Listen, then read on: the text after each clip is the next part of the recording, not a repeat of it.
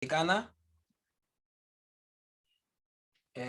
Regina Fernández. Regina, ya te habilité el micrófono, ahí está, perfecto.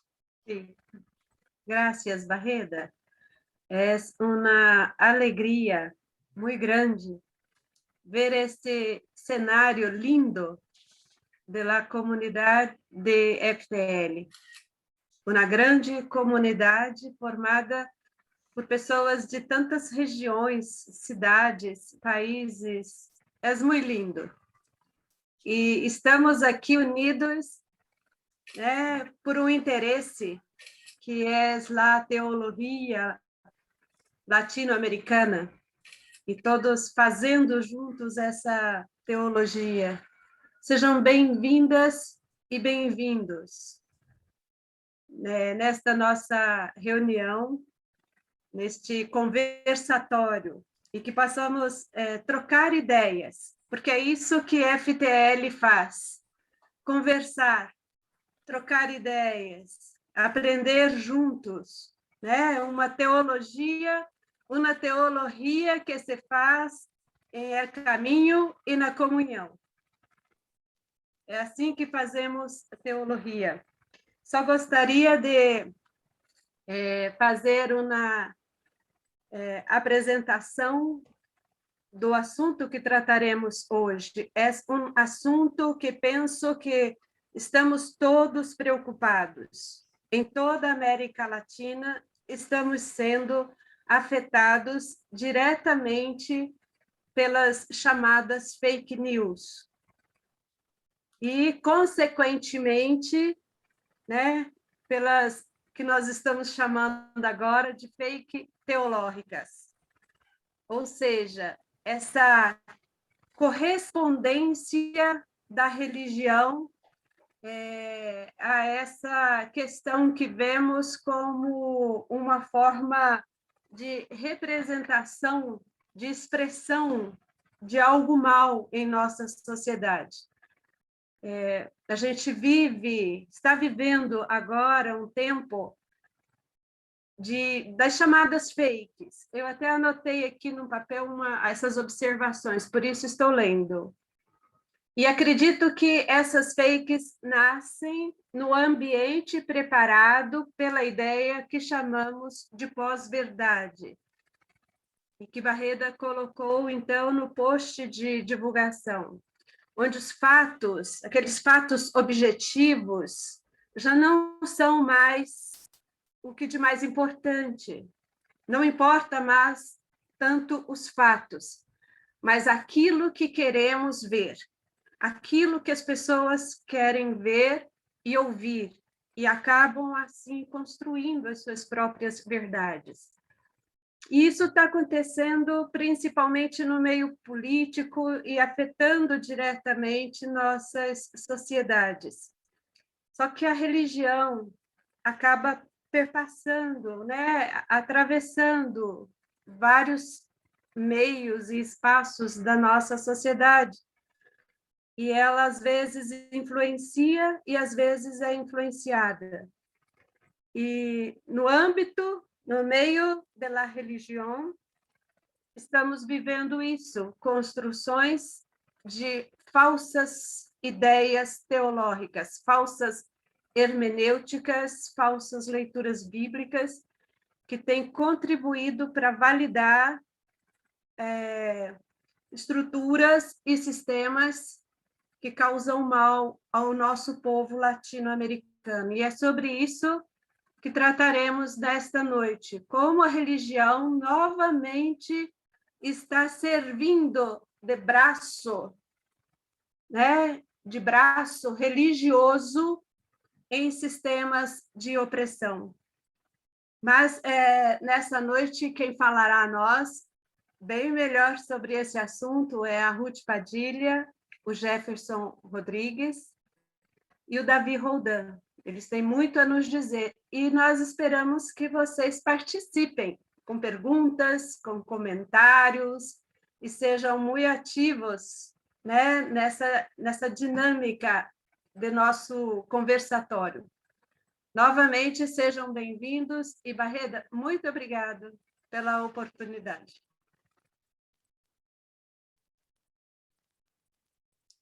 Gracias, Regina. Bueno, para quienes no me conocen, mi nombre es Juan José Barrera Toscano.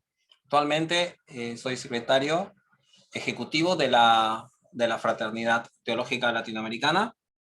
Quiero darle la bienvenida a todas y a todos de forma formal, especialmente a aquellos que están sumándose por primera vez a un encuentro como este de la FTL, y de forma particular también a los miembros del comité directivo que están presentes. Está Azucena Rosal, la he visto, está también Alexandra Zamora, y como somos un grupo grande y hay varias pantallas, no he podido ver si están los demás, pero estoy seguro que estoy seguro que están también presentes, y les damos a todos ellos la bienvenida. Jocabet Solano, Carlos Martínez. Bueno, les voy a comentar una cosita que es importante antes de seguir con la otra parte, que es presentarles la dinámica del encuentro de hoy. Y es que quería contarles de un acontecimiento que tendremos en la FTL dentro de poco. Es el sábado 14 de agosto, tendremos una consulta FTL online, ¿sí? En la que estaremos tratando un tema que ha venido siendo postergado por el tema de la pandemia, pero que felizmente por fin podemos tener este 14 de agosto, dentro de 4 semanas, que es el tema identidades evangélicas en América Latina, contextos, realidades y propuestas. Y los expositores es quienes tenemos aquí: Regina Fernández. Bueno, lo pusimos en orden de aparición en las ponencias, como van a estar. Carlos Martínez García, Marcelo Vargas, Jefferson Rodríguez, Jocabet Solano, Julio Sabatiero, de Brasil, Elizabeth Salazar, de Chile, Alexandra Zamora, de Costa Rica, Estados Unidos, Azucena Rosal, de Guatemala, Rogerio Donizetti, de Brasil, Nicolás Panoto, argentino, en Chile, Darío López, peruano, en Perú, César Carhuachín, peruano, en Colombia, en Estados Unidos, y Sadrach Mesa de Costa Rica. Serán 15 presentaciones que se estarán haciendo de forma simultánea, en la que tendremos un buen tiempo de diálogo acerca de una diversidad de temas que están relacionados con cómo la exégesis bíblica, por ejemplo, influye en lo que es la identidad del evangélico latinoamericano, o temas que tienen que ver con el quehacer teológico, con la procedencia de la persona, de los pueblos originarios, con las tradiciones históricas, y así una serie de temas en la que estaremos conversando de cómo se comprende el evangélico en la actualidad, en el mundo en el que estamos, ¿no? Hablando de la identidad, se hablará también, y estará Jefferson con esto, y también lo estará compartiendo Carlos Martínez, hablando de las nuevas, Azucena Rosal y Donizetti, hablando de, por ejemplo, cómo se conciben las nuevas eclesialidades, ¿no? En este tiempo, las nuevas iglesias que vivimos y cómo se vinculan entre ellas, qué comprendemos por iglesia, si es solamente la mirada tradicional que hemos tenido u otras. Para participar de estas conferencias, el método que vamos a usar es conectarnos con todos los coordinadores de núcleos locales y de grupos temáticos, para que inviten a un número determinado de personas. Así que, bueno, para los interesados, contáctense con los coordinadores de sus núcleos para considerar la posibilidad de participen. No podemos abrirlo para todos, pero porque esperamos tener un grupo importante y representativo de toda América. Así que bienvenidos. Bienvenidas, los esperamos el 14 de agosto. Un tema que está relacionado a lo que hoy vamos a tratar, es el tema de la dinámica. ¿Cómo vamos a desarrollar hoy? Bueno, se llama conversatorio, y vamos a tratar de destinarle todo el tiempo posible, así que quiero ser rápido, voy a hablar rapidito para ser breve y darles más tiempo todavía a los amigos y amigas que han sido invitados. Vamos a tener un tiempo de conversación en la que ellos van a presentar brevemente, en 10 o 12 minutos, el tema, esto del fake teológico. Y luego van a tener un intercambio entre ellos en la que se va a dar el conversatorio, en la que van a poder ir charlando, intercambiando pareceres, ampliando concepciones, pidiéndole que amplíe el otro por ahí, o la otra persona que participó, ¿no? Un concepto. Luego vamos a tener un tiempo de respuestas, entre ellos también. Así que vamos a disfrutar de este intercambio con estas tres personas que la verdad que van a ser, yo creo que van a ser un hermoso tiempo de conversación. Luego vamos a abrir el juego y vamos a hacer esto. En la medida de lo posible, les pedimos que vayan, pero cuando llegue el momento, si lo hacen antes se pierde, porque en el, lo aviso. En el chat, cuando llegue el momento, que algunos hagan comentarios o preguntas breves. Cuando digo breves, vamos a decir así un estimado, unas 4 líneas. El que escriba su tesis, quiero que la copie y pegue en el chat, se lo vamos a agradecer, pero no vamos a hacer a tiempo de leerlo. Entonces, si son muy largas, se complica. Si son preguntas puntuales, vamos a hacer todo lo posible por irlas organizando y para luego pasar a leerlas. Pero también estamos invitando a algunos de ustedes para que participen ya con previamente establecido, para que participen con un momento de comentarios o de preguntas, y así nuevamente David, Ruth y Jefferson puedan contestar, y ahí en tono de conversación, de diálogo, y lo harán indistintamente conforme ellos se organicen. Así que bueno, vamos a presentarlos a quienes ya son además muy conocidos por todos nosotros. Bueno, voy para atrás, qué feo esto, pero bueno. Conversaciones en torno al fake teológico, análisis del método teológico de la posverdad y sus implicancias en la vida. David Roldán. David, nacido en Bahía Blanca, Argentina, para quienes no saben, es miembro de la Iglesia Metodista de Ramos Mejía. Es doctor en teología y doctor en filosofía. Es decano del Instituto Teológico FIET. Es director de la revista de investigación Teología y Cultura. Es profesor en diversas universidades, tanto en la Argentina como de otros países. Se especializa en temas de teología latinoamericana y filosofía contemporánea. Entre sus libros se destacan La dimensión política del reino de Dios, Interioridad y exterioridad en la teología de la liberación, y de reciente aparición, Revelación de Dios y acción histórica. Voy por acá. No creo que la conozcan, así que se las voy a presentar yo. Ruth Padilla de Bors, esposa de Santiago y madre de muchos, ha estado involucrada en la educación teológica y desarrollo del liderazgo para la misión integral en su nativa América Latina por varias décadas.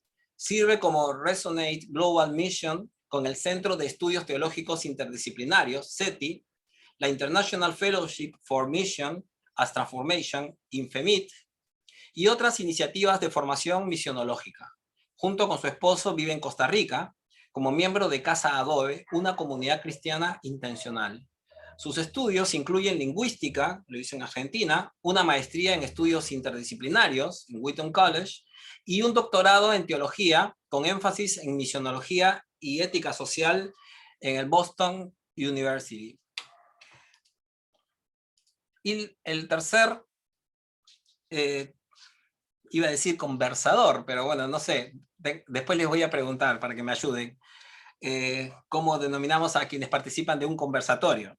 Es Jefferson Rodríguez, casado con Joana Mellán hace 11 años, pastor pentecostal desde los 17 años de edad en varias ciudades del país. Y esto me queda pendiente, después le voy a preguntar a Jefferson esta experiencia, porque me pareció muy interesante. Actualmente pastorea una comunidad de fe en la ciudad de Tunja, Boyacá, Colombia. Estudió ciencias religiosas y una maestría en teología y Biblia en el Lee University. Actualmente hace una investigación doctoral sobre la teología pentecostal en América Latina en la Universidad Teológica Protestante de Holanda. Es profesor de teología sistemática y Biblia en distintos seminarios en el país, en Colombia. Desde hace 3 años es el líder de fe y desarrollo de World Vision Colombia. Por eso, defensor de los derechos de la niñez y adolescencia. Es miembro del comité directivo de la FTL. Así que, bueno, entonces les cedo la palabra a los tres y empezamos así con el conversatorio. Una sugerencia tecnológica, lo que pueden hacer para quienes están en una computadora es que verán en la parte superior derecha un cuadrito que dice vista, y ustedes pueden poner la función hablante. Si lo hacen así, ¿vieron? Van a ver a la persona que expone en primera plana. Es una sugerencia para que puedan disfrutar más de este momento. Bueno, les dejo entonces la palabra.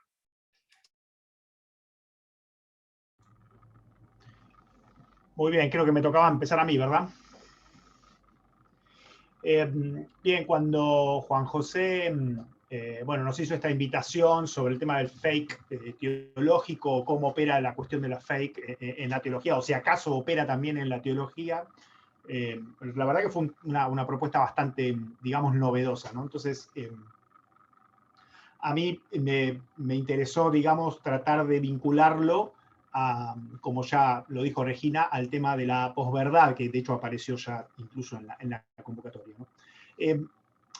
La cuestión de la posverdad, digamos, hay también, no hay un consenso generalizado de a qué se refiere con eso, o hay, digamos, varios abordajes, pero en principio es importante distinguirlo de algunos fenómenos que son similares y que incluso están dotados de otro, digamos, de otro espesor teórico en la tradición del pensamiento occidental, que es en donde a la fuerza de los latinoamericanos arrancamos a pensar, que serían, por ejemplo, movimientos como el escepticismo. Digamos, el escepticismo filosófico no es la posverdad, no es exactamente lo mismo que la posverdad, ¿no? El escepticismo es una corriente filosófica, digamos, muy antigua, de la antigüedad clásica, de la filosofía griega, y que de hecho, como plantea Levinas, es una suerte de contracara de la filosofía constante, ¿no? Siempre el escepticismo aparece filtrándose, digamos, se lo saca por la puerta, la filosofía trata de sacarlo por la puerta al escepticismo, y por la ventana se vuelve a meter el escepticismo, porque toda cuestión filosófica siempre está abierta, digamos, a refutaciones y a un examen crítico de sus propios fundamentos, ¿no? Incluso teólogos como Paul Tillich van a plantear esta dinámica de la fe, ¿no? La fe y la duda, en ese texto tan recordado de la dinámica de la fe de Paul Tillich. Pero no, la posverdad no es exactamente el escepticismo, ni esta dinámica, digamos, entre fe y duda, y tampoco, digamos, si bien puede tener una vinculación con un movimiento un poco más reciente, en el caso de la filosofía, con el nihilismo en Nietzsche, por ejemplo, no es exactamente eso la cuestión de la posverdad, aunque puede haber vinculaciones en cómo comprenderla, sino que, por lo menos a mí, me interesa pensar más la posverdad vinculada a la cuestión de las fake news y vinculada a la cuestión de las posibilidades de un fake teológico o de falsas teologías, con el hecho de que en nuestras sociedades parecería que la cuestión de la verdad o la falsedad ha quedado corrida de plano, descentrada, y ha dejado de ser relevante decir la verdad o decir falsedad o decir mentiras. Este sería, me parece, el rasgo más particular para captar esta cuestión del fenómeno de la posverdad, y que se ve con mucho dramatismo,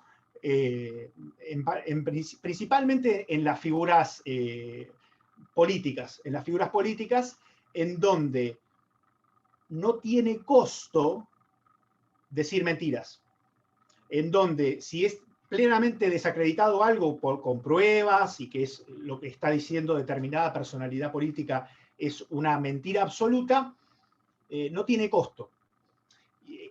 Siendo que quizás 40, 50 años atrás, mentiras de semejante envergadura era el fin de la carrera política de un personaje con aspiraciones, ¿no?, presidenciables o cosas así, ¿no? Y este es el fenómeno de la posverdad, en términos de que lo que se configuran son estos circuitos, como circuitos cerrados de fanatismo detrás de determinadas banderas o de personajes políticos, pastores y demás, en donde hay un fanatismo tal que diga verdad, diga mentira, diga cosas que son burradas, completamente falsas, no tiene costo, y haga lo que haga, hay como una suerte de blindaje para ese grupo fanático, que lo hace, digamos, impermeable a cualquier tipo de problema y no tiene costo, no paga ningún costo político, de liderazgo ante semejantes situaciones.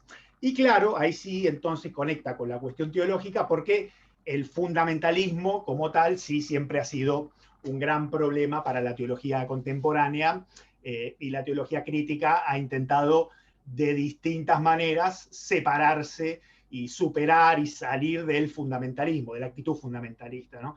Entonces, me parece que para empezar a pensarlo en relación a la cuestión de la fake news, los grupos de fanatismo y la cuestión teológica, introduciría yo en la discusión el fundamentalismo teológico, el fundamentalismo evangélico, religioso, en fin, que tiene sus orígenes en esta colección de Fundamentas de 1910, como siempre menciona el querido Samuel Escobar y otros teólogos latinoamericanos, ¿no?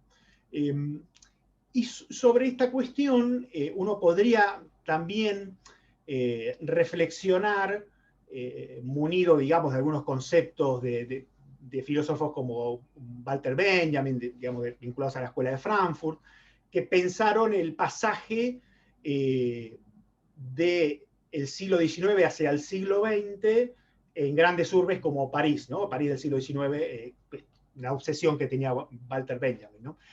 ¿En qué sentido?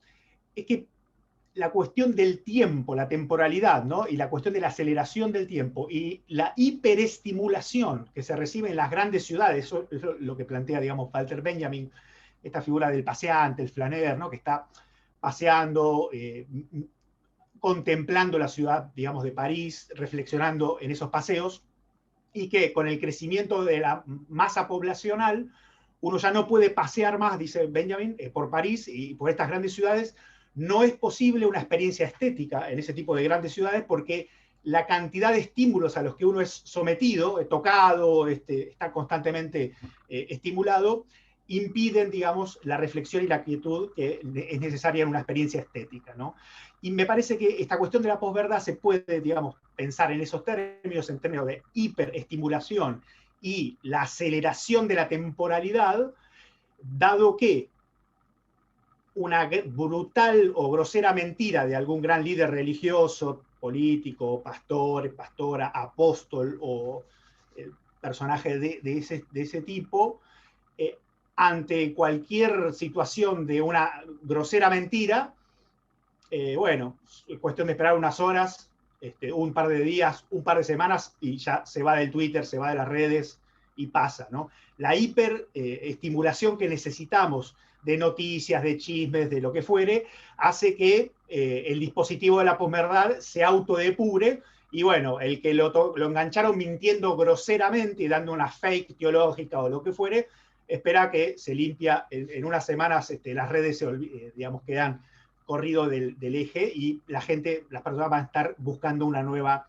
otra cuestión, otra novedad con la cual estar consumiendo. Así que el consumo, la temporalidad, la hiperestimulación, lo pensaría en esos términos y trataría de analizar teológicamente la cuestión, por un lado, por la relación entre teología e ideología, que es algo a lo que el fundamentalismo siempre ha escapado, en los términos en los cuales un poco se planteó en aquel conocido artículo, después de venir un grueso libro de Francis Fukuyama, El fin de la historia del último hombre, y el famoso celebrado Muerte de las ideologías, ¿no? La muerte de las ideologías, en donde, de alguna manera, la ideología está más viva que nunca cuando se proclama que ha muerto, ¿eh? Cuando uno proclama que no tiene ideología es cuando más ideologizado está, ¿no? Y estos grupos que consumen fake news, impermeables a cualquier valoración en términos semánticos de verdad o mentira, me parece que están totalmente esclavos de una ideología como sin saberlo, ¿no? Entonces, en ese sentido, la relación entre fe e ideología me parece muy importante y, bueno, ahí haría referencia al famoso texto de Juan Luis II, Fe sin ideología, fe muerta, ¿no? Fe sin ideología, fe muerta, ¿no? Entonces, reivindicando la explícita y consciente relación de la fe por una ideología que permita liberar, transformar personas, transformar ámbitos de injusticia en ámbitos de justicia, de vida, de caridad, y entonces hablar desde un compromiso ideológico y tratar de generar el espacio para la ruptura de estas suerte de burbujas de fake news y de hiperideologización y de fanatismo de tipo fundamentalista, que lo conocemos muy bien en los ámbitos evangélicos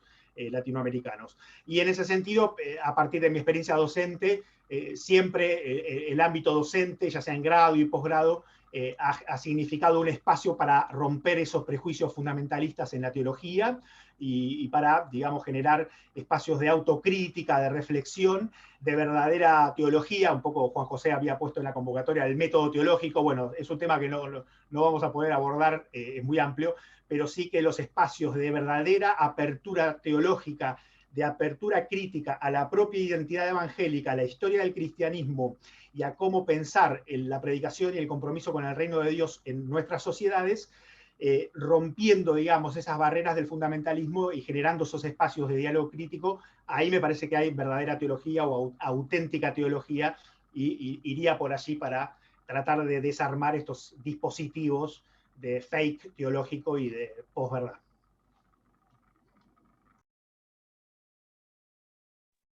Gracias, David. La verdad que mucho para seguir masticando.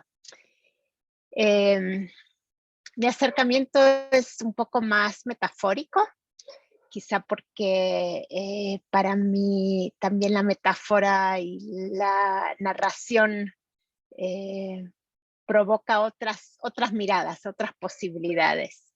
Entonces, aquí habíamos hablado en las convocatorias de que reconocemos como fake news como una forma contemporánea de distorsionar la realidad o instalar creencias basadas en realidades y situaciones inventadas. Y la pregunta que se nos postuló era, ¿será que nos está pasando lo mismo en el mundo teológico? Es decir, ¿se están creando fakes teológicos?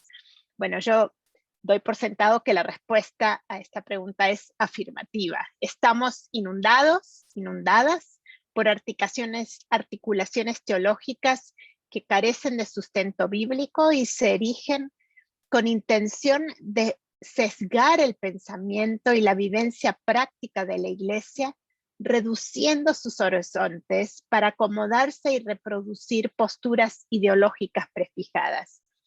En los breves momentos que tengo, pretendo proponer cómo se construye un fake teológico y seguidamente con qué antídotos contamos para garantizar cierta inmunidad frente a ellos. Entonces, primero, ¿cuál es la receta para la construcción de un fake teológico? Comenzamos con los ingredientes. Una taza rebosante de estima personal, llámese orgullo. Agregue una cucharada de prejuicio infundado, 5 cucharadas de intolerancia, 3 tazas de recursos mediáticos. Mézclense los ingredientes, cerniendo cuidadosamente para extraer todo cuestionamiento y cúbrase con una buena capa de poder incuestionable.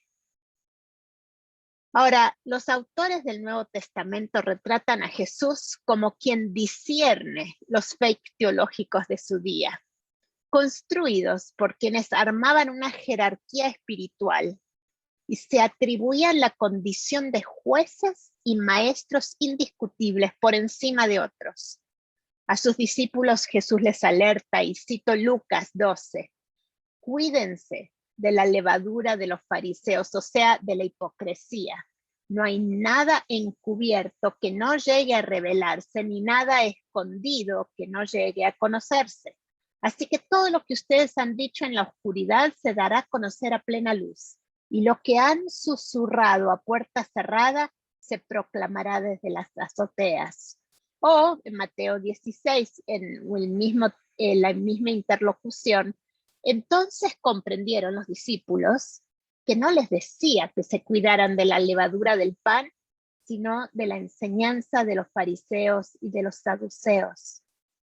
La denuncia de Jesús desnuda la falta de integridad, de coherencia entre lo que decían y lo que hacían por parte de quienes se arrogaban el derecho de diseñar sistemas legalistas autojustificantes e imponérselos al pueblo como medida de pertenencia. Mateo 23, ay de ustedes, maestros de la ley, fariseos hipócritas, dan la 10ª parte de sus especias, la menta, el anís, el comino, pero han descuidado los asuntos más importantes de la ley, tales como la justicia, la misericordia y la fidelidad. Deberían haber practicado esto sin descuidar aquello. Ahora hoy nos encontramos con constructos similares. Me permito señalar un caso, el de la Coalición por el Evangelio, un constructo teoideológico originado en Estados Unidos, adoptado y fomentado por líderes en nuestro continente.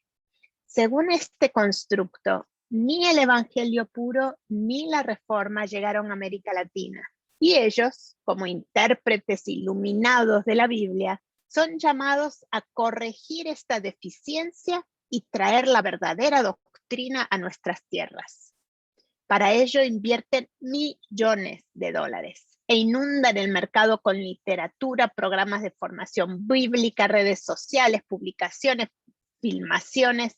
Ahora, ¿por qué me tomo el derecho, me atrevo a señalar a este movimiento como un fake teológico?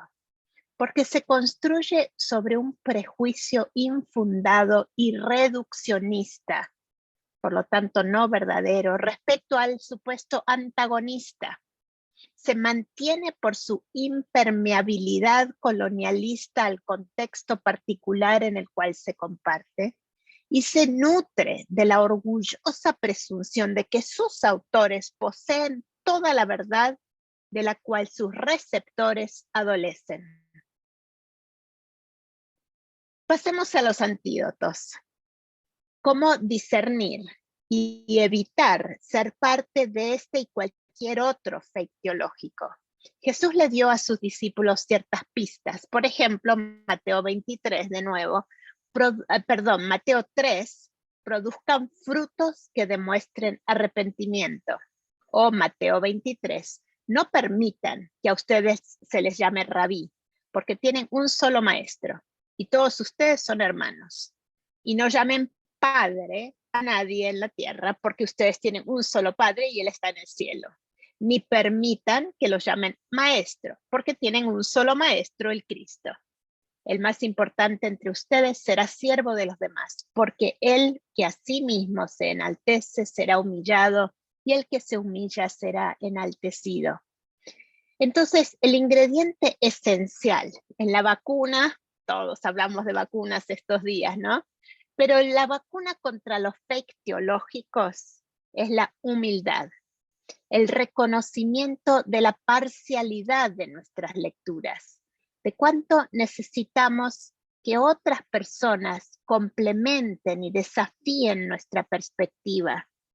Para esto es esencial que trascendamos esas burbujas de las cuales hablaba David, esas burbujas ideológicas, abriéndonos al diálogo con personas diferentes a nosotras, que nos abran los horizontes a otras maneras de ser, sentir, pensar y actuar.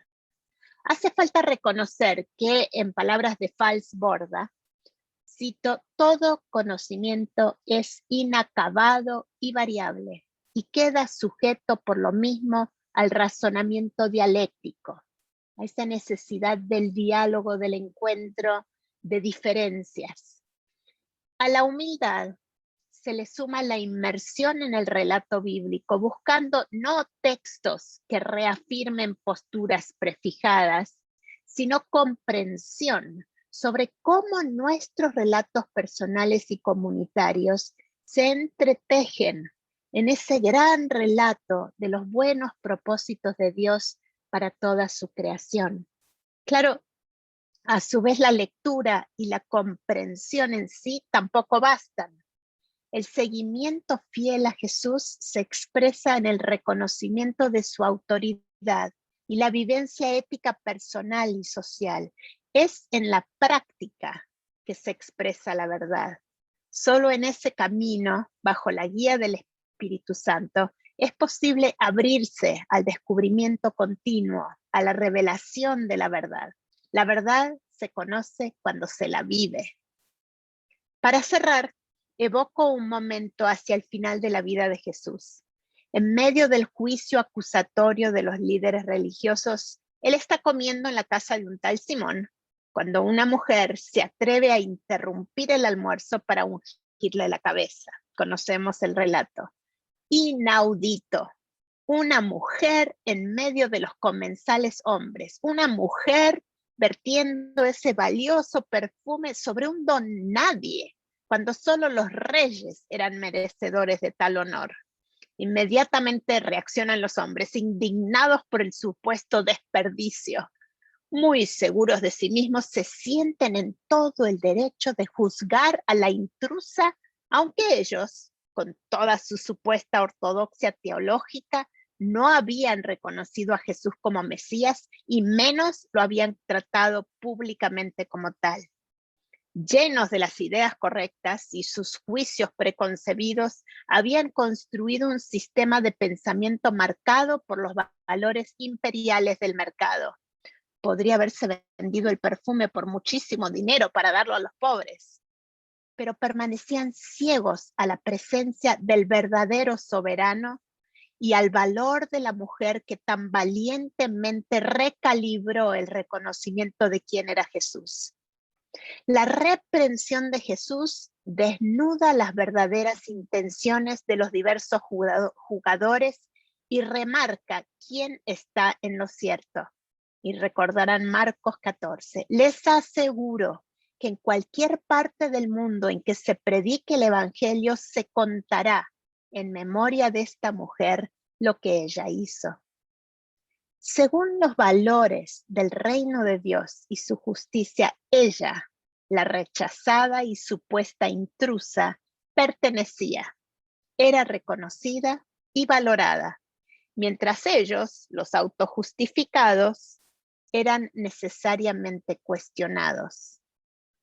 Entonces, en memoria de ella y en memoria de él, de Jesús, atrevámonos a desarticular los fake teológicos mediante el seguimiento humilde, cotidiano y comunitario de Jesús, reconociendo su autoridad por encima de todo reclamo de lealtad, sea política, ideológica o religiosa. Confesemos con nuestras vidas que Jesucristo es el Señor.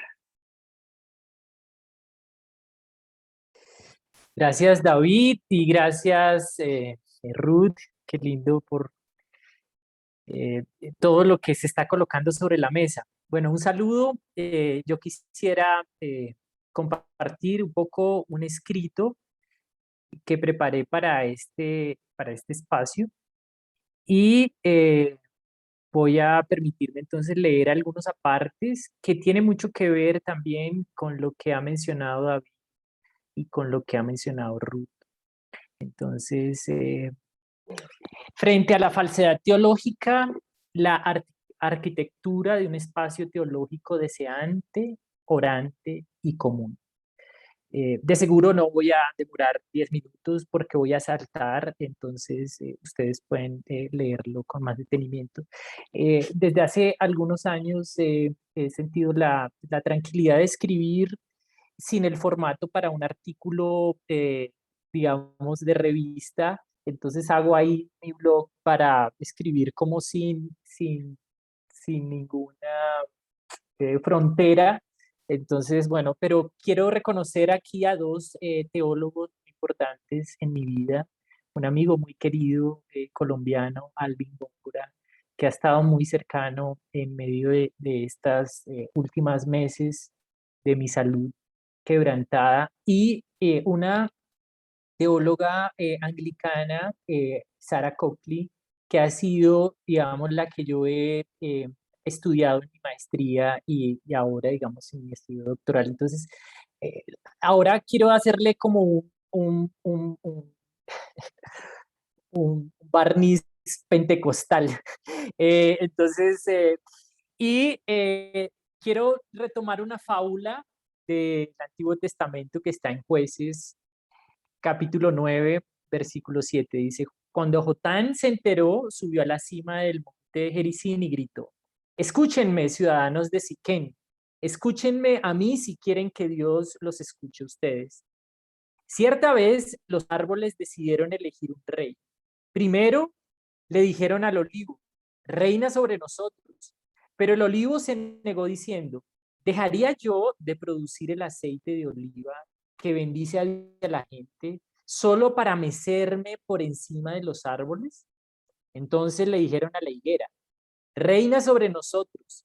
Pero la higuera también se negó diciendo, ¿dejaría yo de producir mi dulce fruto para mecerme por encima de los árboles? Entonces le dijeron a la vid, reina sobre nosotros. Pero la vid también se negó diciendo, ¿dejaría yo de producir el vino que alegra a Dios y a la gente solo para mecerme por encima de los árboles?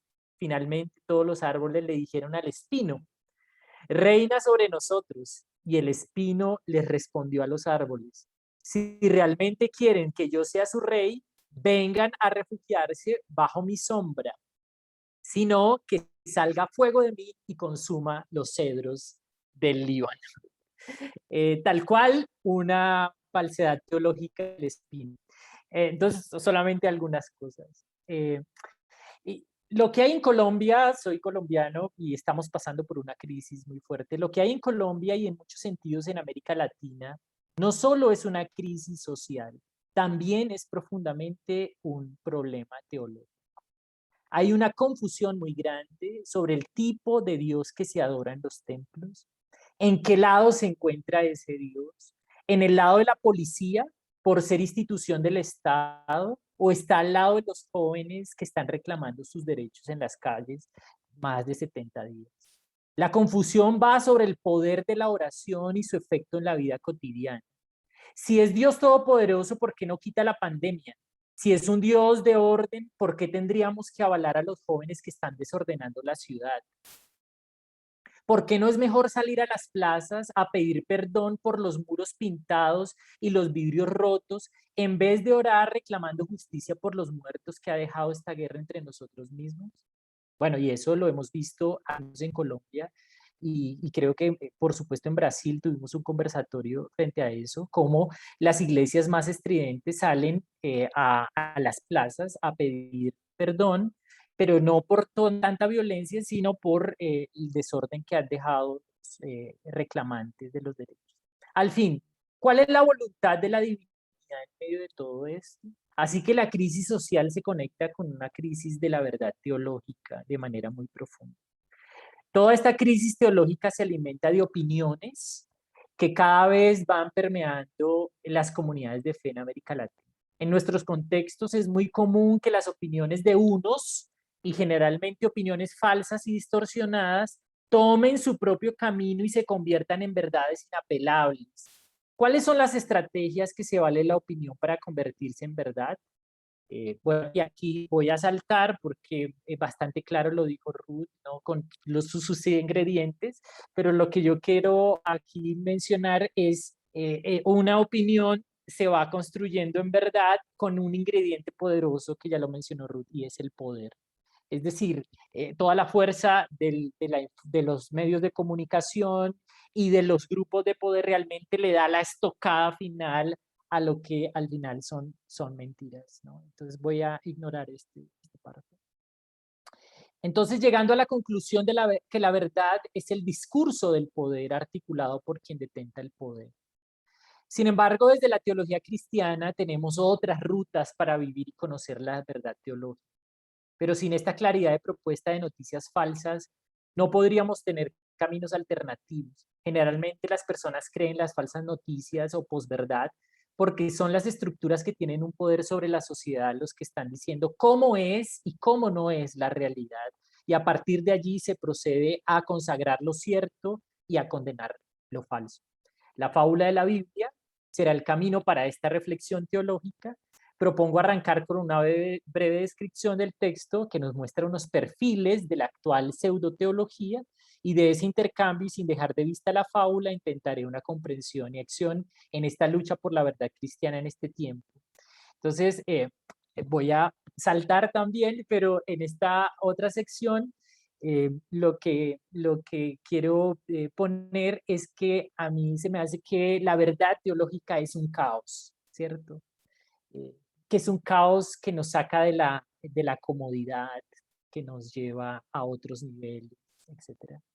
Pero la falsedad teológica se inventa el caos, ¿no? Y ahí pienso en el espino, ¿cierto? Diciendo, si ustedes no vienen a mí y se refugian en mis sombras, pues va a caer el fuego y los va a destruir. Esta amenaza y algunos perfiles. ¿La voz de la verdad es la voz de la mayoría? ¿O será la expresión de una voz común que reordena los deseos de codicia y violencia hacia el deseo mayor que debe ser Dios mismo? Esa respuesta se lee en el contexto del conflicto al que apunta la fábula bíblica. Jotán está denunciando una usurpación del poder. En la memoria reciente de la comunidad está vivo el recuerdo de su último líder, Gedeón.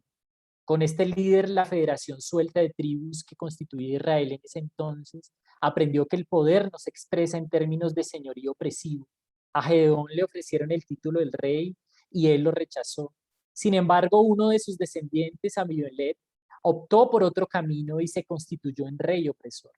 La nueva realidad inaugurada por Abimelech es la que le preocupa a los personajes de la fábula.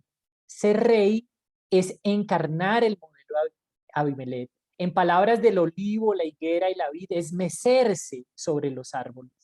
Al igual que en nuestra época de pandemia, posverdad y crisis social, los árboles tienen que reimaginar el ordenamiento social y por ende una perspectiva de ese Dios que respalda ese estilo de vida, pero se ven frenados por una falsa teología o falsas teologías y de paso por la posverdad.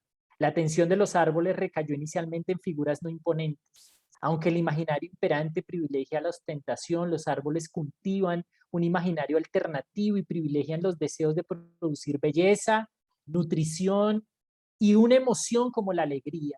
Es posible que esos sean los elementos que la opresión imperante ha cancelado, tratando de imponer una distorsión de ese deseo. Bueno, a partir de esta fábula yo doy algunas 3 perfiles también de falsedad teológica. Uno ya lo ha mencionado David muy claramente, ¿no? Y es el fundamentalismo, pero otros también los ha mencionado Ruth, ¿no? Y me parece que aquí hay unos perfiles que tienen sus argumentos, pero de alguna manera hay que explorar nuevas maneras de hacer teología en América Latina, ¿no? Autoridad por el miedo, ¿no? En esta posibilidad existe el retorno reactivo de un tipo de falsedad teológica a través de la autoridad eclesiástica en busca de la ortodoxia. Esta imposición de las doctrinas se presenta profundamente separada de la teología vivida, de la teología práctica, empírica, por evasión o negación jerárquica. Los errores de la modernidad están aquí censurados, ¿no? Y hay otros 2 perfiles que me parece que también nos desafían a construir, ¿no? Quiero hacer mención a teología sin mística para no ser tontos, ¿no? Entonces, todo el que se abre realmente al misterio y no quiere cerrar su propuesta en una cuadrícula y quiere decir todo de Dios para no ser tonto o poco académico. Yo creo que frente a eso estamos con unos desafíos muy grandes de hacer teología, vinculando la teología vivida. Eso me parece muy importante y ya lo último, que no lo voy a leer, para mí es la alternativa es la construcción de lo común. Ya lo mencionaba Ruth. Esta idea de la unidad y del reconocimiento mutuo, ¿no? A través de la oración deseante, ¿no? Es ese siempre el misterio, lo inabarcable de Dios fundamento, ¿no? Para nuestras apuestas teológicas y al menos en mi caso, profundamente desde las prácticas espirituales y desde las ciencias sociales. Yo no consigo, por ejemplo, hacer teología ahora sin la investigación etnográfica que reconozca las voces operantes, las voces enunciadas de niños y niñas, de adolescentes. Y frente a eso necesitamos abrir nuestros oídos. Bueno, muchas gracias.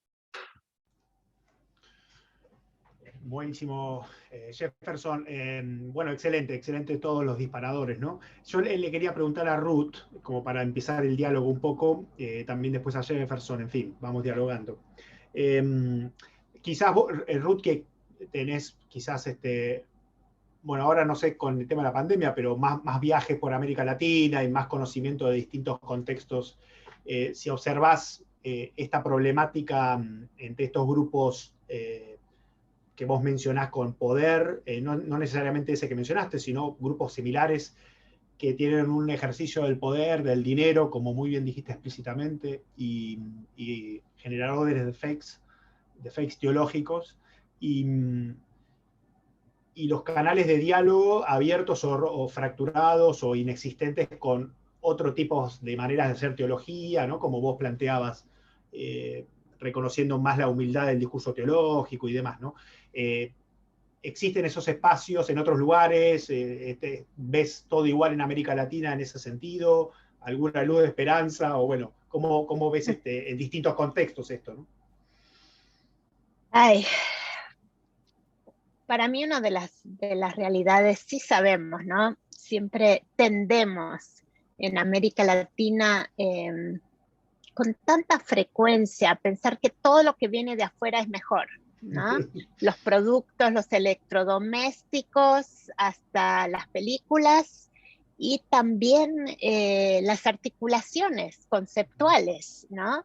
Aún nosotros acá tendemos a citar europeos y gringos, ¿no? ¿Y qué de lo que se está y se ha estado produciendo? Por eso me encanta tu último libro, todavía no lo he leído, pero sé que trata desde adentro, ¿no? Podemos reconocer las fuentes que vienen desde adentro de nuestras tierras, las articulaciones, las búsquedas propias de nuestros pueblos, y aún históricamente, ¿no? Que de las espiritualidades propias aún antes de la llegada del catolicismo y de los protestantes y todo, existe diálogo con estas diferencias como para enriquecer, para desarticular algunas de estas burbujas. Para mí ha sido fascinante pensar en la diferencia entre una burbuja y una cámara hermética, ¿no? Una burbuja puede soplar y se puede deshacer, pero estas cámaras herméticas, autovalidadas, es como que son, sí, vos mencionaste la palabra de un blindaje, ¿no? Y creo que para mí fue fascinante tu punto acerca, en esencia, de centrar la verdad y que la mentira no tiene consecuencias. Y eso temo que es una marca que sí se está viendo en todo nuestro continente, de generación propia y de importación foránea. Muy bien, sí, coincido. Y Jefferson, ¿qué es esto del caos? ¿Y que hay una ambivalencia del caos? ¿Hay un caos falso, un caos verdadero, un buen caos, un mal caos? Sí, Hay un buen Pentecostal que caos. nos está ahí desafiando. Sí, hay un buen caos. Es decir, me parece que el centro de la posverdad también de la falsa teología es generar un falso caos. Es decir, ya la verdad de Dios ya es un caos para los seres humanos, pero un auténtico caos. Es decir, que nunca es abarcable. Pero ahora me parece que lo novedoso es inventarse el fuego, inventarse el espino diciendo, ¿cierto? Pues vengan, si no, los voy a destruir, ¿no? Entonces, con esto de pandemia, las versiones que se han escuchado, para mí es indignante, ¿cierto? Yo tengo una tradición pentecostal que amo mucho, pero para mí es indignante escuchar la gente de iglesias, comunidades de fe, orando, ¿sí? Con una cosa como la banalización de la oración, ¿sí? A mí me parece que a mí me da escalofrío, yo digo, esto no es orar, ¿cierto? Orar no es lo que están pidiendo allí, ¿cierto? Yo he visto todos estos videos y, bueno, de alguna manera he procurado acompañar los jóvenes que están viviendo una crisis, estamos viviendo una crisis muy fuerte aquí en Colombia y pareciera no acabar, pero un sector, ¿cierto?, de la iglesia o las comunidades de fe están creando un caos, o sea, se lo han fabricado, pero realmente este me parece que es la mentira más grande Ujú, que, que ha reemplazado el caos de la creatividad claro, por realmente el caos del espino en la fábula. claro. Sí. Sí, para unir un poco ambas ponencias vuestras de Ruth y de Jefferson, se podría pensar un poco en, digamos, una imagen de los fariseos diciendo la culpa es de los samaritanos son los que traen el caos, ¿no? Buscando ahí un chivo expiatorio, el cual supuestamente explica el caos social y contra ellos se va y se oprime y se estigmatiza, y quizás los verdaderos generadores de la opresión quedan ocultos en un sistema que justamente los hace anónimos, ¿no? Y ahí es Mm, donde mm. parece que nuestra predicación evangélica heredada, ¿no?, que hemos recibido, poco a poco ha dicho sobre ese desmantelamiento de esos sistemas opresivos, ¿no? En lecturas más bien individualistas, ¿no?, de la fe cristiana, ¿no? Me parece. Y sumando a eso también, para mí realmente acá hace falta preguntarnos qué es verdad, ¿no? ¿Qué es la Ujú, verdad? La verdad ujú, es simplemente una serie de postulaciones, de articulaciones conceptuales, y realmente ujú, creo que la propuesta del Evangelio, las buenas noticias del reino de otro reinado diferente al del mundo, es que la verdad es algo que, bueno, Jesús dice, yo soy la verdad. O sea, que claro. entabla la invitación a una relación y a una Ujú, forma de vida, a un seguimiento. Entonces, la verdad no es solo algo que uno, no es algo que uno posee, es algo que uno vive.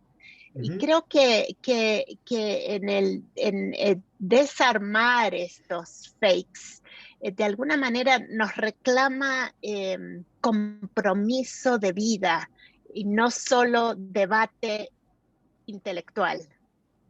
Sí, y por eso también, digamos,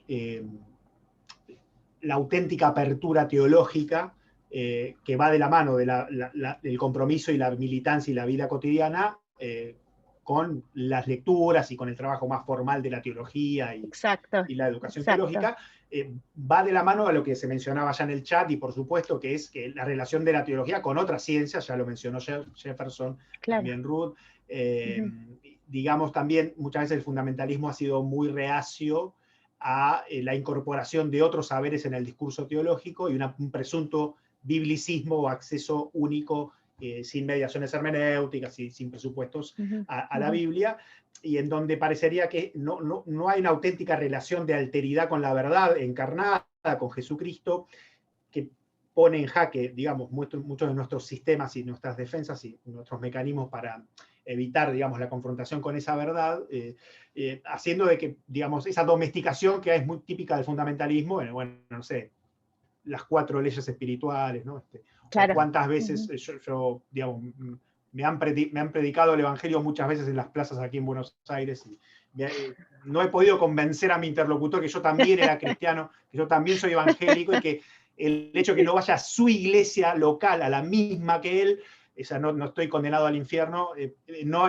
cuesta, y ahí hay como un fake, ¿no?, en donde la única verdadera es mi propia comunidad, ¿no? Y no hay otra, ¿no? Y bueno, el camino de abrirse a la verdad encarnada implica deconstruir esas cosas, ¿no? Sí, ya fue. Mira, quería poner sobre la mesa dos cosas. Bueno, hay una pregunta que me están haciendo ahí, pero Ujú, el tema de las emociones, de alguna manera Ruth lo expresó, pero me parece que eh, tanto la posverdad como la falsa teología, en un sentido, juega un papel muy importante las emociones. Sin embargo, me parece que la teología, bueno, o el esfuerzo por hacer una teología común, humilde, ¿cierto? Desde el corazón, ¿sí? Pues también tiene que vincularse con las emociones. Para nosotros, digamos, es muy importante trabajar, digamos, la teología de la ternura, de la alegría. Aún la fábula lo dice, ¿no? Dejaré yo la alegría del vino por mecerme sobre los árboles. Es decir, creo que este elemento de la emoción en la teología me parece muy importante, pero creo que todavía nosotros la vemos desde este paradigma de la modernidad como si fuera una cosa menos importante que lo racional. Entonces me parece que esto de las emociones, pero esto del amor, de la ternura, de la alegría, ¿no? Me parece que es muy, muy importante que el cielo está de rumba, ¿no? Estas son las parábolas de Jesús. Y otro elemento, un poco el de el tema de la oración. A ver, yo estoy siguiendo, ya les mencioné a esta teóloga maravillosa, y con ella yo estoy creyendo que oración no es un acto humano.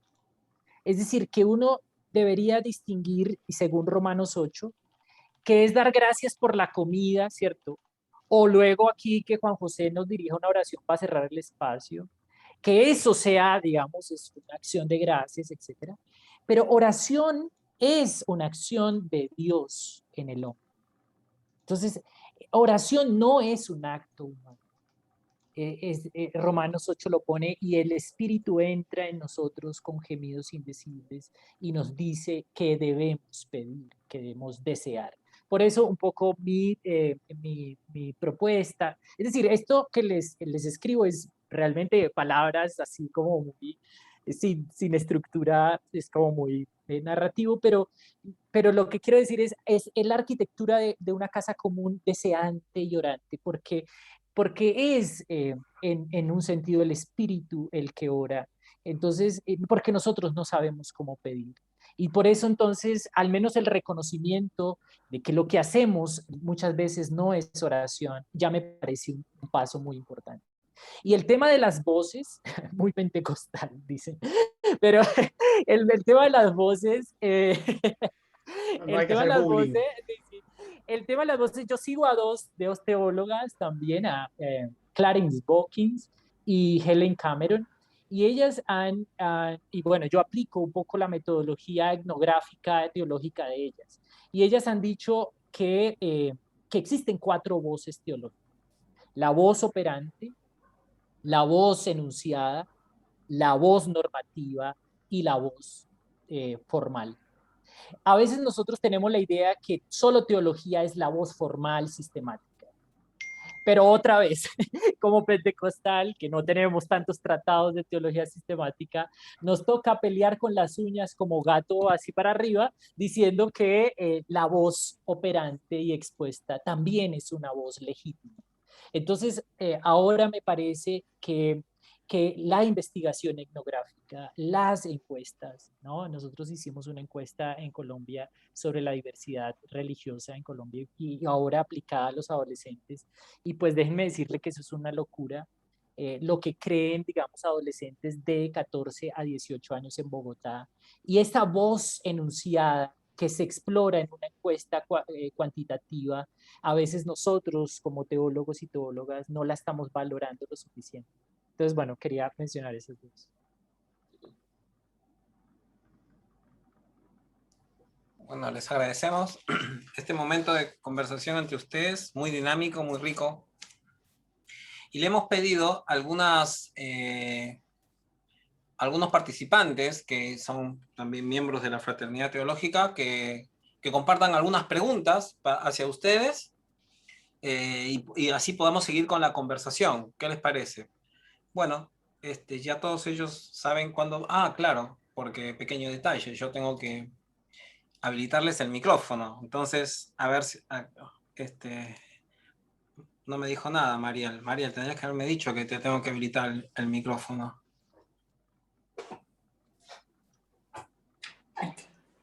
Hola, soy Mariel.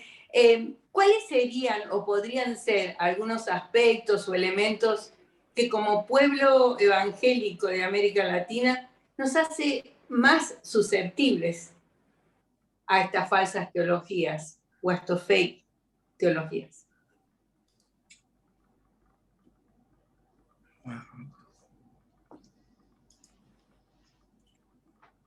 Pueden contestar, ¿eh? Yo volvería a destacar eso, la presunción de que todo lo que viene de afuera es mejor. También esta, bueno, de alguna manera creo que nos hace falta profundidad en nuestro propio acercamiento a la Biblia, a la propuesta de Jesús, a la propuesta bíblica general del Antiguo Testamento, también respecto a cómo debe vivir el pueblo de Dios.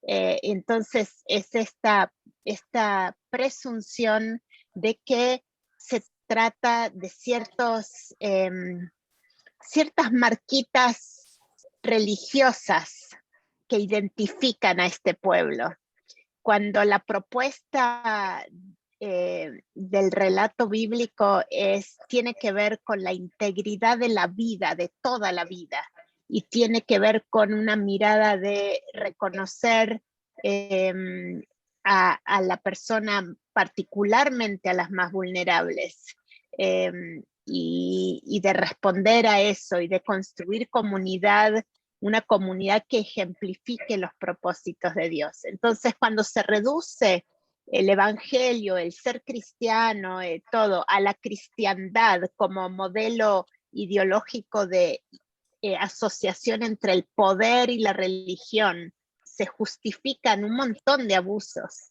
y se distrae de la esencia de la propuesta y se reduce a posturas conceptuales. Y también respondiendo a Mariel, ¿no? ¿Es Mariel la pregunta? Sí. Mariel querida, tanto tiempo. También, digamos, ya Ruth lo dijo, ¿no? La relación entre el poder y el dinero. También América Latina teológicamente fue muy dependiente del dinero foráneo, en algunos puntos todavía lo es, ¿no? Y los proyectos de teologías críticas, alguien está planteando ahí en el foro, y obviamente es así, los antídotos de una teología crítica, una hermenéutica crítica y demás,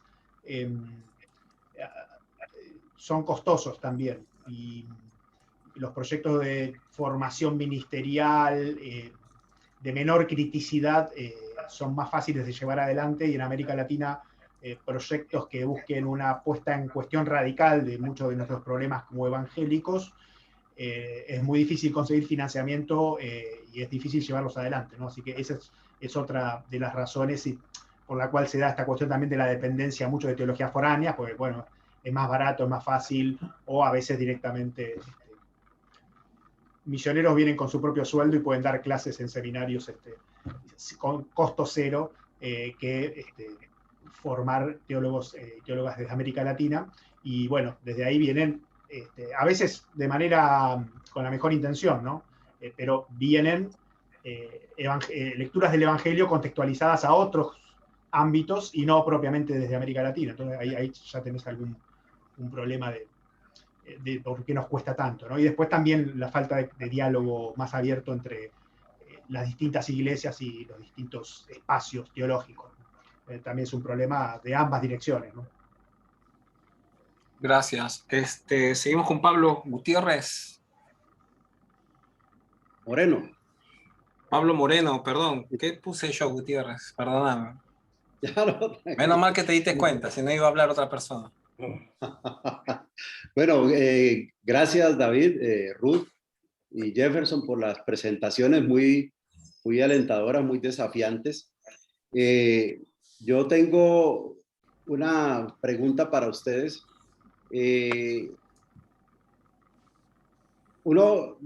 Las presentaciones que ustedes han hecho exponen las fake teológicas desde la perspectiva de quienes las producen. Mi pregunta iría hacia quienes las consumen.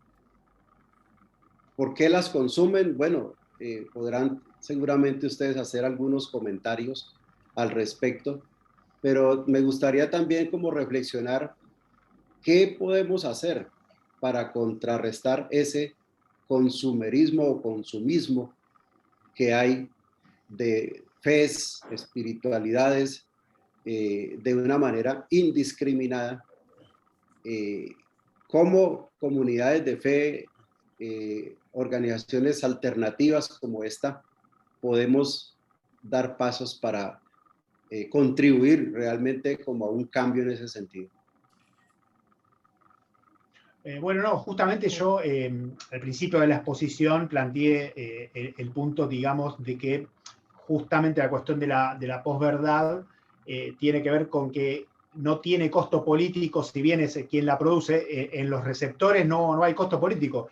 Es tan fanático el grupo que está detrás de tal líder político o religioso, que diga verdad, diga mentira, esté comprobadísimo que es mentira lo que está diciendo, los receptores son indemnes a ese juego de verdad-mentira, y por eso es posverdad.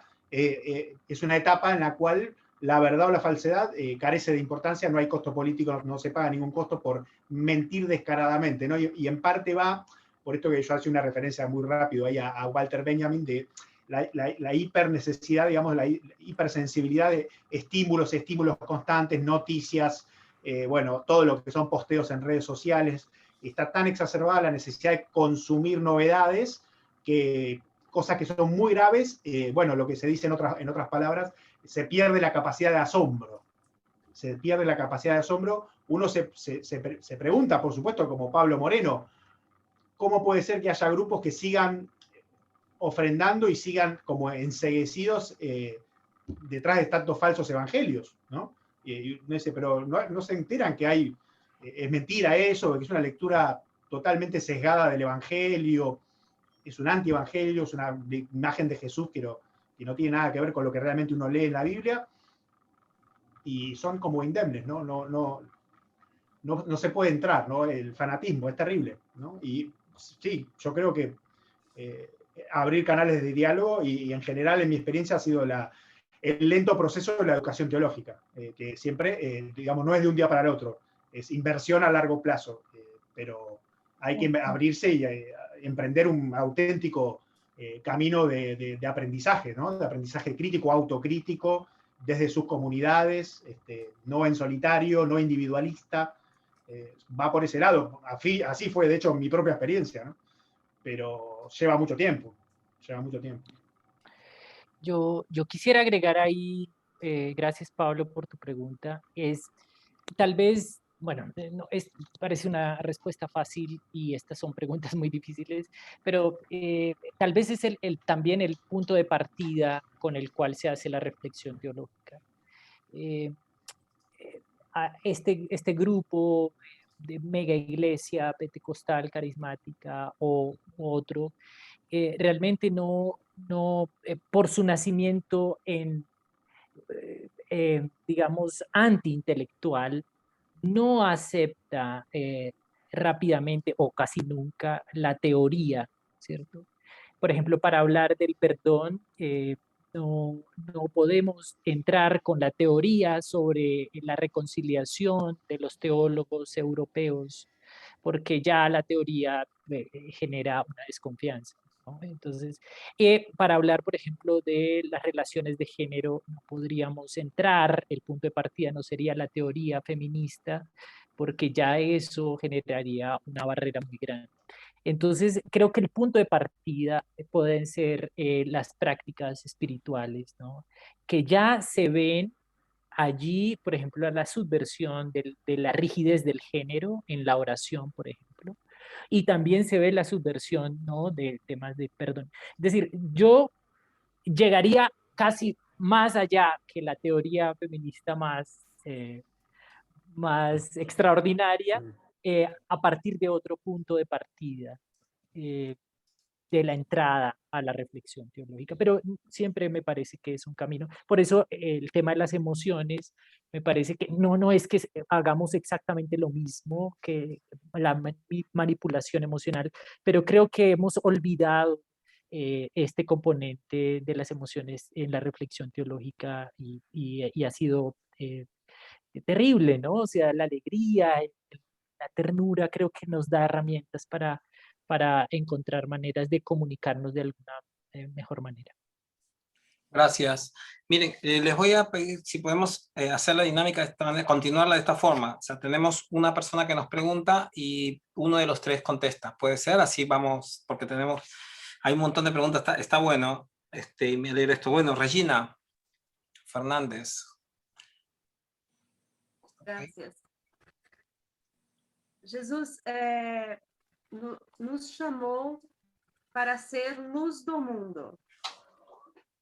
E penso que em ser luz do mundo está a tarefa de clarear onde as coisas não estão sendo verdadeiras.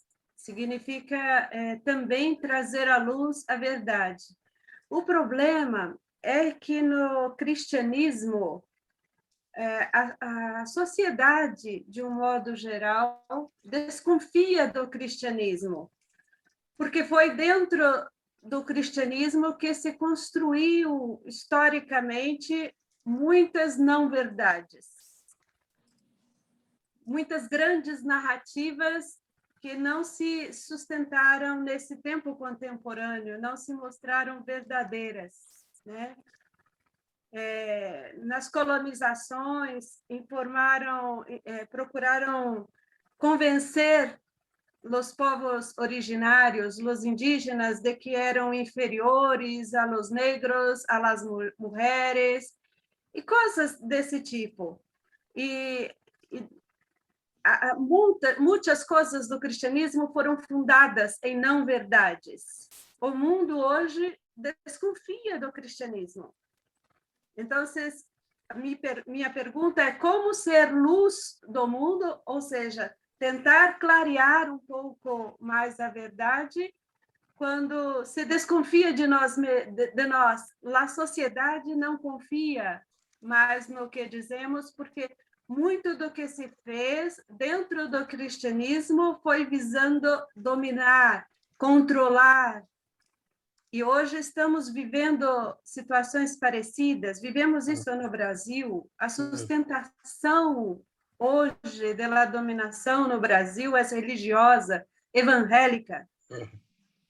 E não é só pentecostais.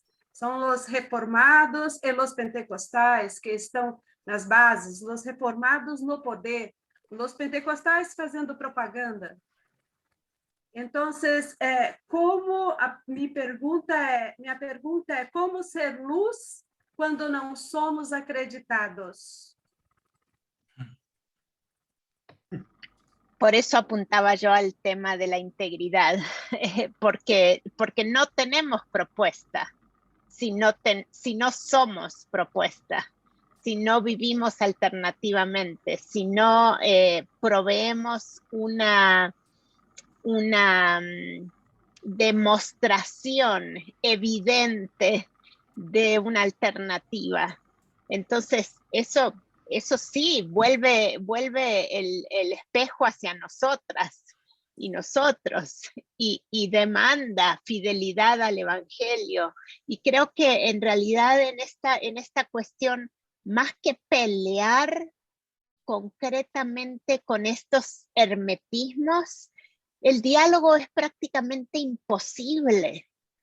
Lo que tenemos que hacer es vivir alternativamente, mostrar, ¿no? Por eso hablo del hecho de lo esencial que es la humildad, la búsqueda del seguimiento de Jesús, la sumisión al Espíritu Santo, la vida en comunidad alternativa, para de alguna manera, así como hay tanta propaganda sobre esto falso, que poco a poco se vean semillas de otra cosa, y a eso aludía David con la formación teológica. Es lenta, son semillas de provocación, de despertar conciencia, de decir otra cosa, se puede, el reino de Dios ha llegado, vivámoslo, mostrémoslo, encarnémoslo, seamos comunidades de verdadero seguimiento de Jesús.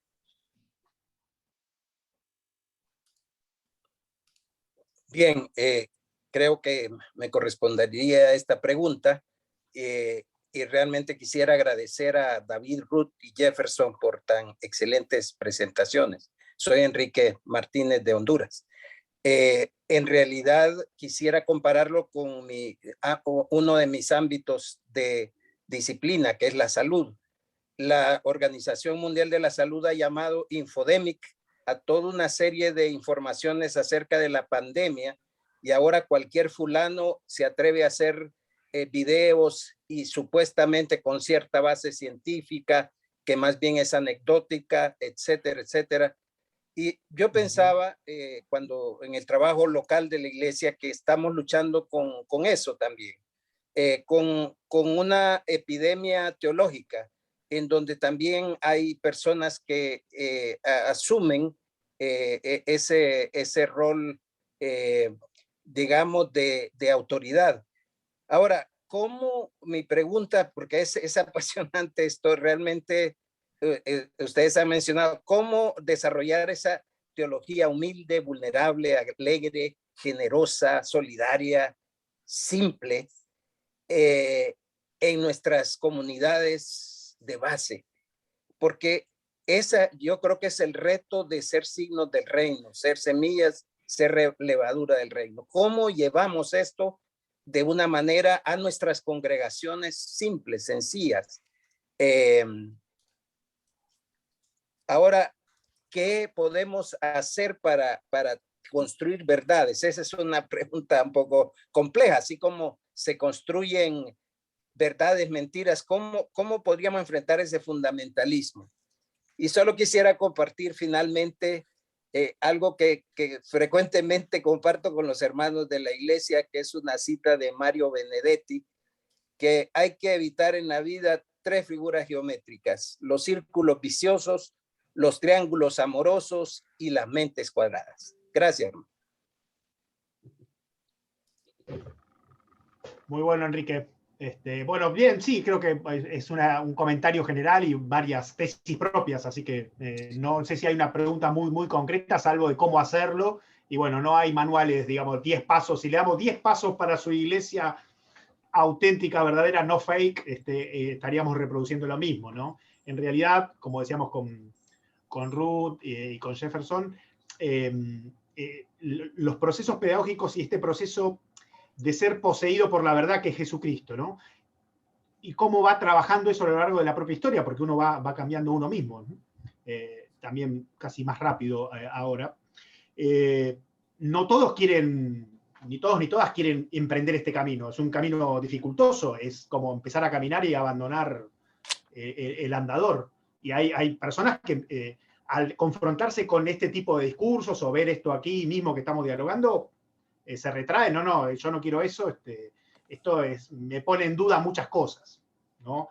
El dispositivo de control es lo que decía Regina, ¿no? Muy bien, todo lo que dijo Regina sobre la responsabilidad que tiene el cristianismo y lo dificultoso del lugar de enunciación nuestro como cristianos, de levantar la voz en la esfera pública con una pesada herencia de fake y de abuso de poder y de opresión. Y claro, es tan fuerte este mecanismo en el cual muchos hemos sido educados teológicamente, bíblicamente en las iglesias, que no todos lo quieren transitar, ¿no, Enrique? Así que, y obviamente de ninguna manera se puede masificar esto. Esto lo plantea muy bien Juan Luis II, ¿no? O sea, predicar el auténtico evangelio y el reino de Dios con estrategias de marketing o de masificación es contrario al propio mensaje, que no es de masificación. Con lo cual, esto es, digamos, un trabajo muy dificultoso y no se va en 4 leyes y 10 pasos. Es un proceso complejo y que tiene que trabajar, digamos, tanto a nivel individual como comunitario. Tampoco, digamos, se puede ir, bueno, vamos al líder y que de ahí baje, ¿no? Es mucho más complejo, ¿no? El trabajo. Es una toma de conciencia. Yo quisiera complementar ahí lo que David está diciendo. El tema es complejo en el asunto de que estamos hablando sobre la pertinencia de la verdad cristiana en nuestro contexto, ¿no? Uh-huh. Entonces, yo, como ya lo he mencionado, tal vez esta es una provocación para que puedan participar de nuestro congreso más adelante. Ahí vamos a mostrar, por ejemplo, unos datos del fenómeno religioso en Colombia y cómo, bueno, y en América Latina y cómo ha cambiado sustancialmente. Entonces, lo que la gente dice de Dios a veces es distinto de lo que la gente hace de lo que cree en Dios. Y muchas veces es distinto de lo que la norma bíblica o estatutaria dice que debe hacer, y de repente también es distinto de lo que la verdad sistemática teológica dice. Entonces, es complejo en el sentido de poner estas voces. Por eso cada vez yo estoy tendiendo a eso, exponer las voces sobre la mesa. Y es ahora poner a dialogar la verdad normativa, por ejemplo, de los estatutos de las iglesias, aún de la manera como se interpreta el texto bíblico como normativo, pero también las maneras como jóvenes, niños están entendiendo a Dios desde sus lógicas y cómo esto tiene que entrar en diálogo con una propuesta más sistemática. Entonces, en ese sentido, es una arquitectura de una casa común. Por eso es humilde, no es una receta, ¿no? Y solamente estoy diciendo un método, pero creo que estamos arrojados a encontrar maneras de escucharnos y de construir nuevas cosas juntos. Y yo creo que la FTL es un espacio privilegiado para encontrarnos y respetarnos, ¿no? Desde nuestras teologías de toda América Latina. Bueno, yo deseo hacer unas preguntas para los palestrantes. En primero, mucho gusto oírlos. Soy Ireneo Chávez, de Brasil. Estoy a poco como coordenador general de Brasil, junto con Doni.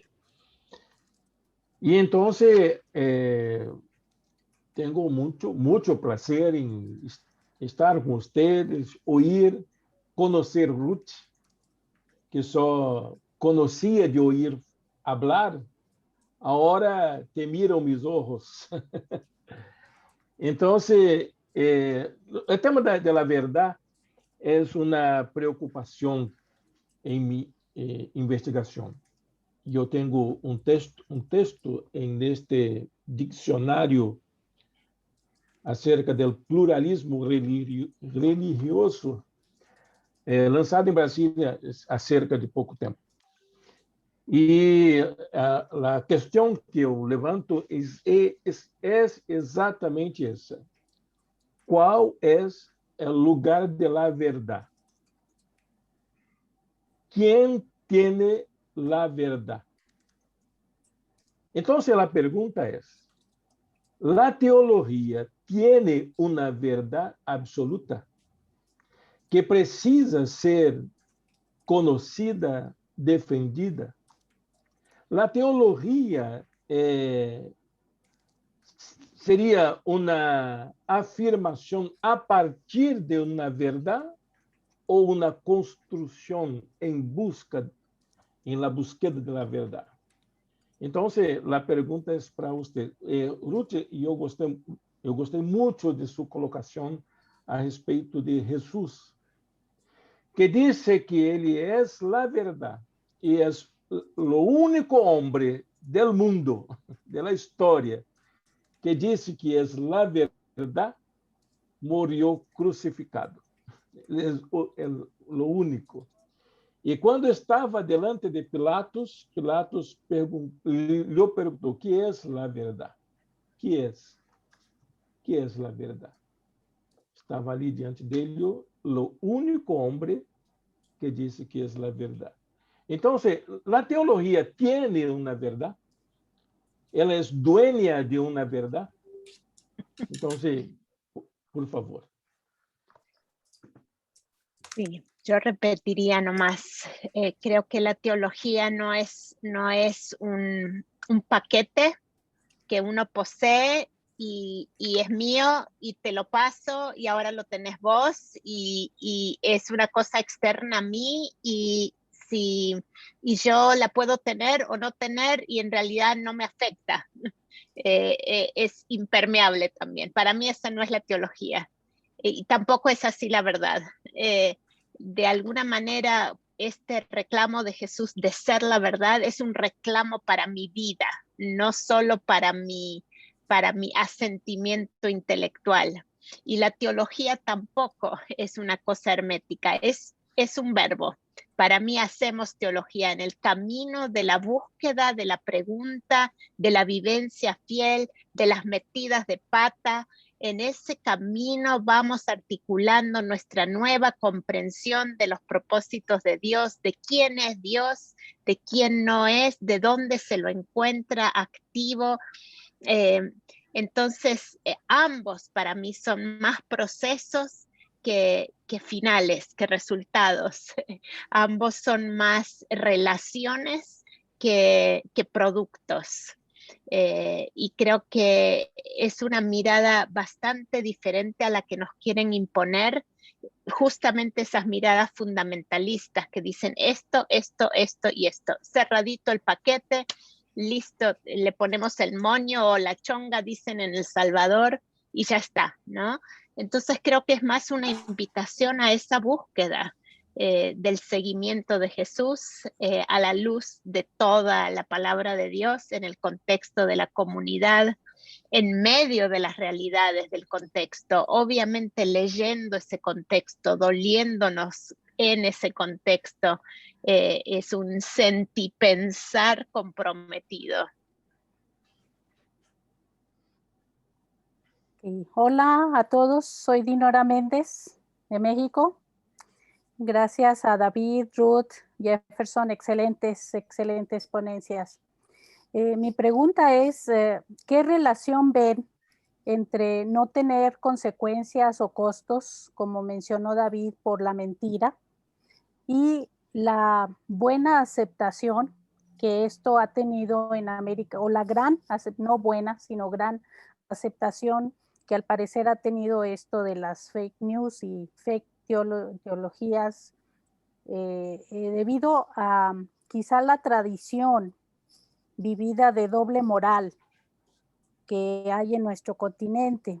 Es decir, quisiera que nos dijeran qué relación ven entre fake teológicos y fake morales, si es que ven alguno, o sea, la teología y la práctica de la cual hemos adolecido tanto los evangélicos en nuestro continente.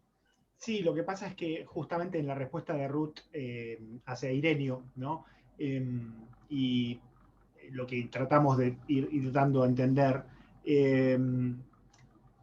la perspectiva histórica, más allá de que esto pueda ser una mirada muy moderna para Jefferson, yo no soy tan posmoderno como Jefferson, me parece, pero bueno, no importa.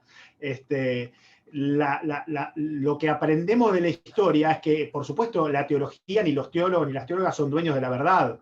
O sea, en cada momento que la cristiandad, como muy bien dijo Ruth, se ha pretendido dueña de la verdad, ha fracasado una y otra vez. Entonces, lo primero que uno aprende en teología es que esas pretensiones son desmesuradas, es lo que hay que evitar, ¿no? Y entonces la doble moral, el no reconocimiento de la doble moral, es otra forma de un cristianismo deshistorizado, carente de una reflexión crítica o de una teología crítica que reconoce la condición caída del cristiano, bueno, simul iustur et peccator, en fin. Entonces, quien está en un dispositivo de fake teológico no puede aceptar la cuestión de la doble moral y va a haber siempre lo que el poderoso de turno quiere presentar como la verdad y no esa dualidad. Por ese lado te respondería Dina de México. No quiero extenderme más. Bueno, gracias, gracias. Nos hemos excedido del tiempo porque ha habido, bueno, mucha participación y entusiasmo, y gracias a todas. Habían algunas preguntas que se habían hecho por el chat y que, bueno, por el tiempo no las vamos a poder pedir que las respondan, pero las compartimos solamente para que las tengan. ¿Ustedes creen que las instituciones evangélicas necesitan desesperadamente credibilidad? Ese era el último. Otro preguntó, antes que eso, en el Perú se ha levantado una posverdad de la importancia del neoliberalismo y el miedo a cualquier cambio que puede conducir al camino de chavismo o castrismo. Las iglesias se han pronunciado en defensa de la democracia representada por la hija de Fujimori, la que ha usado la Biblia para convencer al pueblo en estas elecciones. Eliú de Guatemala dice, ¿pueden colocar más ejemplos de fakes teológicos modernos? Y bueno, y a Jefferson le preguntaban, pero Jefferson dice que está ya agotado, que no puede ni hablar, pobre, está ahí como... Pero bueno, esa la respondí. Como el patriarca con una piedra acá y otra piedra acá sosteniendo la vara. Dice, ¿en qué sentido se expresa que niños y adolescentes no son escuchados? Y creo que había algunas más, no. Bueno, gracias a todas, gracias a todos por participar, ha sido muy rico, especialmente a David, a Ruth y a Jefferson. Les recordamos otra vez sobre esta consulta que tendremos el sábado 14 de agosto, será todo el día, desde las 12 del mediodía hora argentina hasta las 9 de la noche.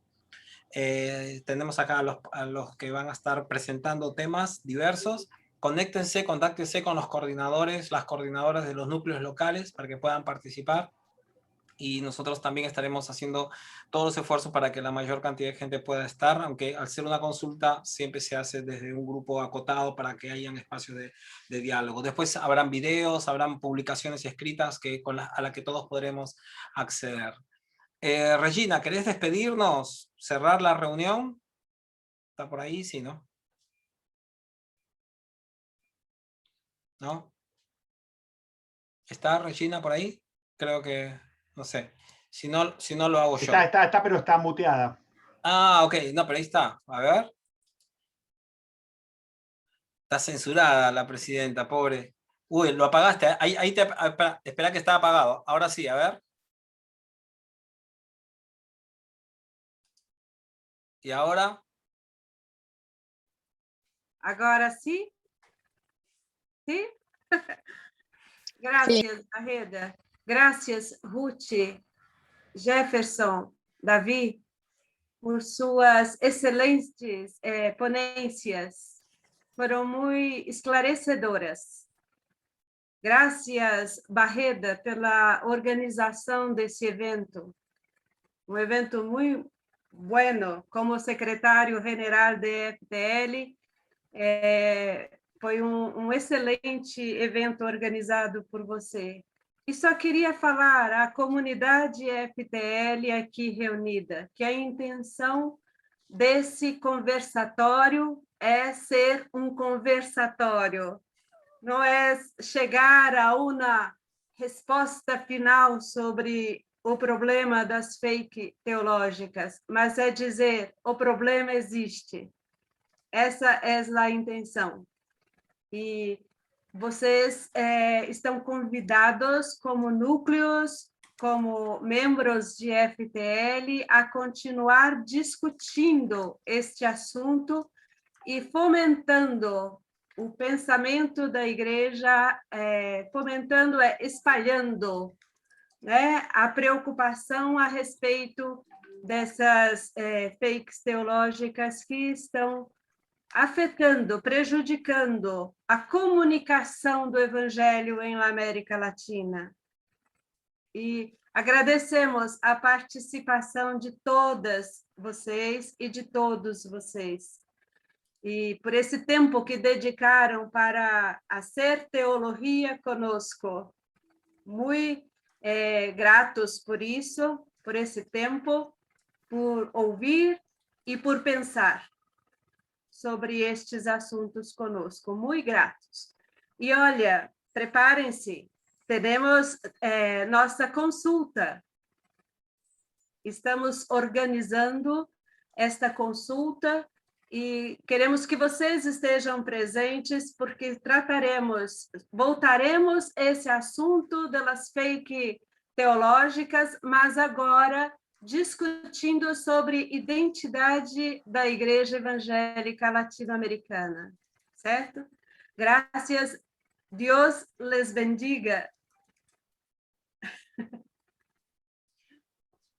A ver, la censura no permite que, bueno, por los que van quedando, pueden encender sus micrófonos si gustan y así nos vamos despidiendo. Chao a todas, chao a todos, gracias. Chao, por gracias, estar. gracias. Gracias especialmente otra vez Gracias. a Jefferson. Muchas Gracias también a Mariel, Bueno, Luca, a Pablo Gutiérrez, a Pablo Moreno, perdón, a Dino Raméndez, a Eugenio, a Regina y a Enrique Martínez por participar con sus preguntas. Gracias, bendiciones. Muchas Gusto gracias. verles. Saludos desde Gracias. Bolivia. Gracias. De Guatemala. Gracias. Desde Nicaragua, Desde gracias. Caracas, gracias. Ya les vamos a estar Gracias. contando el próximo conversatorio. Saludos desde Muy Guatemala. lindo todo. Saludos para todos. Chao, Verónica, ¿cuánto tiempo que no nos veíamos? Sí, bastante. Ha sido un súper placer. Tengan buena noche desde Guatemala. Gracias. Seguimos en Chao, contacto. buenas noches. Sí, conectate con el Buenas núcleo de noches. México. Chao. ¿Quién está coordinador en México? Ahí fíjate en la web de la FTL.